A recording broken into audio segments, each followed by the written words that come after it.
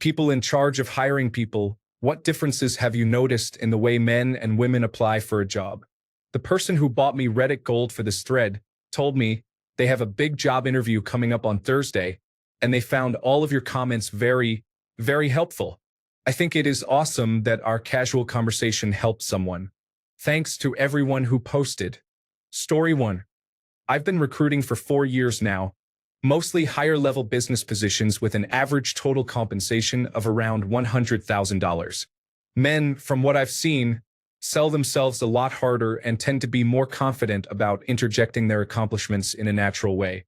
The women I've interviewed over the years are not as forward or aggressive about what they've done. There have been multiple times where I've asked probing questions in my initial interviews and received some really relevant details about projects they've worked on, and then the hiring manager never even hears about them from the candidate. Those candidates would have a much better shot if they had promoted those accomplishments, but instead, they waited to be asked about it and never had an opportunity to share. There's really been no difference in quality between male and female hires. It's really just interview capability and willingness to represent themselves in the best light. Story 2. Here in the software field, I can tell you that female college graduate applicants come off way more nervous than males on average. Even when they are super smart and nailing every question I ask. I cannot tell if it is actually nerves or if it is a demure, do not want to seem arrogant act or what. I have done hundreds of interviews, and it is crazy how true this is. Story 3. I was in charge of interviewing graduates this year during the first round.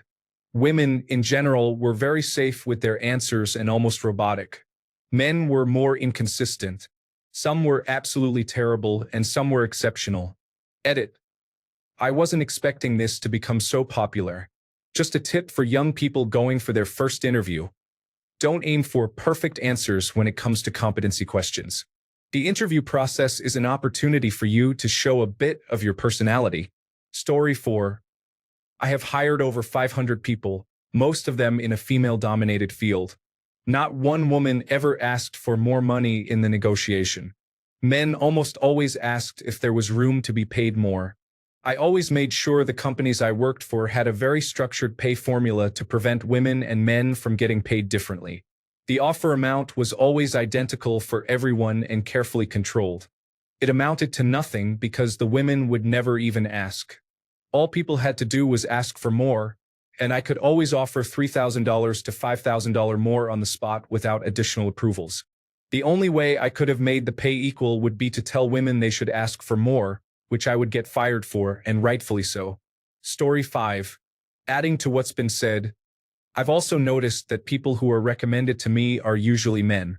Now, if that's just a coincidence, sexism, or a matter of women networking less than men, I couldn't tell you. Also, men are much more willing to negotiate a wage in their favor, whereas women are usually way more agreeable. It's impressive the number of people who don't know how to properly shake hands. More so the case with women than men. Women are usually very qualified for the job they're applying for. I've had to throw away more resumes from men than women. Much like a dating app, it feels like men just leave resumes everywhere, in hopes that someone will call, whereas women are much more decisive with what they want. Story 6. Women will be 90% qualified for a job and still be hesitant about applying for the position. Men will be 10% qualified for a job and will apply for the position. Story 7. I have been a mechanic for almost 20 years. I have been hiring for the last 6 or so years. Until a few months ago, my shop only offered internships, but I actually just hired my first full-time employee who happens to be female. What I notice is that men will come in wanting to apply for a job in jeans and a greasy hoodie, but the women come in nicely dressed. Story 8. Men say, I did this and that. Women say, I was part of the team doing this and that.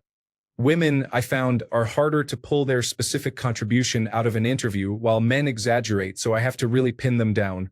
Story 9. Interviewed around 300 people. Ladies were usually more serious and nervous. Sometimes they said things to me they shouldn't say at all. Guys, well, they mostly looked like they didn't care or lacked confidence. Story 10. I'm the Human Resources Director for a medium-sized luxury brand manufacturer. I hire people at every level, from custodians to other executives. I don't notice significant differences in professional candidates, but male and female laborers and skilled employees present themselves very differently. Generally speaking, males will assume that they don't need to present themselves well because of the nature of their work. Women are far more likely to dress well, even if they're interviewing for a really dirty job. Most women applying for these positions will also ask what appropriate interview attire is, and whether any portion of the interview may require them to demonstrate their skills. Story 11. I did hiring for manufacturing. It wasn't the most technical or even strenuous job on the planet, but the people I'd interview with were usually more likely to discredit female candidates, no matter how qualified they were. However, when it came to office or corporate jobs, women tended to be considered more highly. Story 12. I've got a fun story about this. The last time I did an interview, it was for an intern inspector job for a civil engineering company. The job was to inspect contractors' work and reject it if it did not meet specifications. The first applicant came in and was answering the questions exceptionally well, so I decided to challenge him. I took an aggressive approach, sat forward, made direct eye contact and held it, talked softly, leveled but to the point. Every power move I knew I used. My idea was that if this guy was hired, let's see how he would do under the pressure of a stern professional with over 25 years of experience. Needless to say, the guy cracked. Well, due to formalities of the company, I had to conduct the interview exactly the same with every applicant. I would ease off once they cracked, but I wanted to see if they could handle it. Everyone broke down except for this one girl. Right out of high school, smart, short, professional, nothing outwardly special. But once I played my hand, it all became clear. That girl locked eyes and just gave it right back to me. It did not faze her at all. It was the strangest experience of my life. After playing the power game for years, this 18-year-old almost won that contest. We hired her. She's still with the company, and she's great. Story 13. The resumes I have gone through in biotechnology show that females often apply for jobs they are overqualified for, while males apply for jobs that are the next step in their career. Story 14. Women tend to apply for positions only when they meet their exact qualifications. Men tend to apply if they meet 60% of the qualifications. Conversely, companies tend to dismiss female applications if the candidates do not meet 90 to 95% of the qualifications, but will regularly interview men who meet only 75%. Source: 20 years in business across 4 countries. Story 15. My wife worked in talent management for a Fortune 500 company. She tells me that women are far more likely to negotiate for a more impressive job title, while men are far more likely to negotiate for a better salary. Story 16. In college, I ran a team of student IT workers. Every year, we needed to hire around 25 to 30 new people. There would be something like 5 times as many men as women applying, but we hired the women at a far greater rate than the men. The women who actually applied were the ones passionate about the work and far more outgoing than the average man. Meanwhile, I had countless men I couldn't get more than 2 or 3 words out of in an interview. The less talkative women still tended to excel in the technical questions. One year, we literally hired every single woman who applied. So, the women were a highly self-selected group. Men just seized opportunities, and you know what? There were plenty of men who got in just because we had spaces that needed filling. If they didn't make a major mistake, they were in good shape. And this was a fixed pay rate, so they did just as well as the women in the end. Story 17. Recruiter here. I mostly do phone screens. Fundamentally, both sides tend to be about the same. When I do face-to-face interviews, I've noticed that women tend to be a bit more nervous, and men tend to be a bit more awkward. The newer generation tends to dress better, probably looking up how to dress, what to wear, and how to act, etc. on YouTube. When I crack a joke, the men tend to relax a bit and become a lot more comfortable. Women sometimes fake their laughter or don't laugh at all. In terms of speech, I've noticed that the younger the individual in their 20s, they tend to add a lot of unnecessary words and phrases in their answers to try and sound smarter, like as well and such as. People in their 30s and above are a lot more confident, and the differences between sexes aren't as distinct. 30-year-old men crack jokes and are very blunt and honest, whereas women tend to be sweet and appreciative. Whenever I acknowledge something that would be considered a flaw on their resume or answer, women usually get somewhat flustered and defensive and attempt to explain it, whereas men just sort of accept it in an embarrassed way and leave well enough alone. These are just my objective experiences. Generally, confidence is key to hiring. You have to smile. Story 18. I interview nurses. Women always say they love their patients and want to spend time with them, and they discuss how rewarding patient care is. Men say they take pride in their work and want to expand their roles, talking about how this job will benefit their careers. My theory is that ambition is something women are sometimes shamed for or have been in the past, and that selflessness is applauded in women. Story 19. I haven't done it in a while, but the real standout difference was that it seemed like we were interviewing the women, whereas the men seemed to be interviewing us.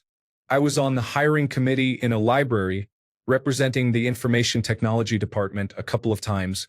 Story 20. I have interviewed and hired over 300 people in my lifetime for the warehousing and transportation field. My last company is predominantly female and is female-owned, so I interviewed a lot more women than men. Prior to that, I ran a very large distribution center that was 95% male, so I interviewed mostly men there.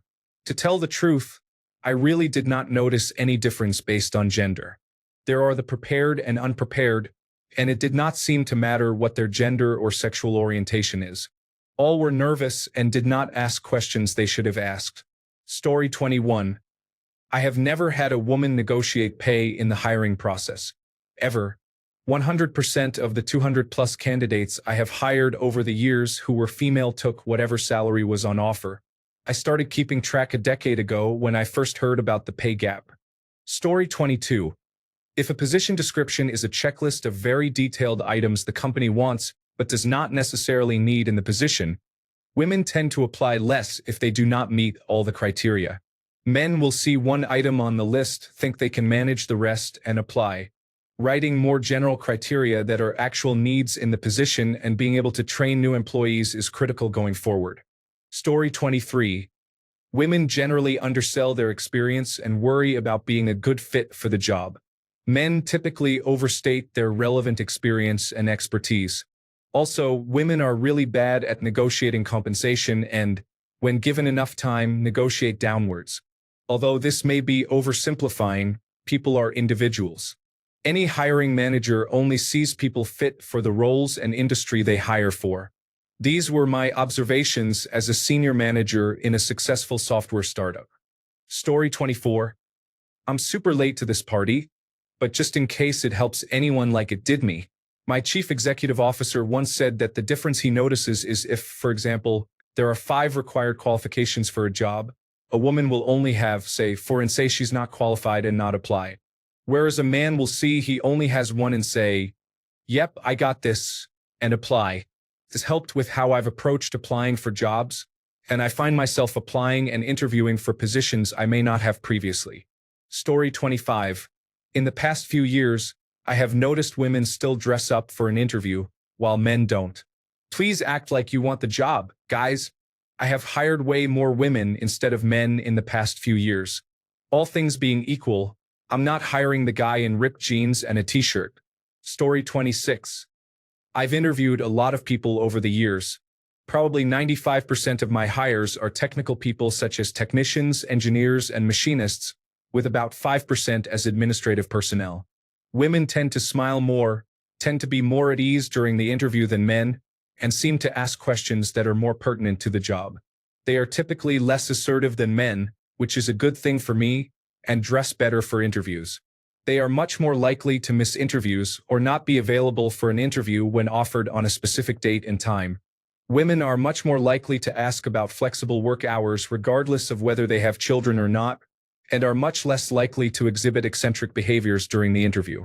Overall, women seem to put more effort into preparing for the interview. Unfortunately, they are less likely to have the technical skills and experience we're looking for. Story 27. I just helped a bank hire some new college graduates. In this group, the women were more confident, had more internships, and higher GPAs. The men were less confident and had fewer activities and internships.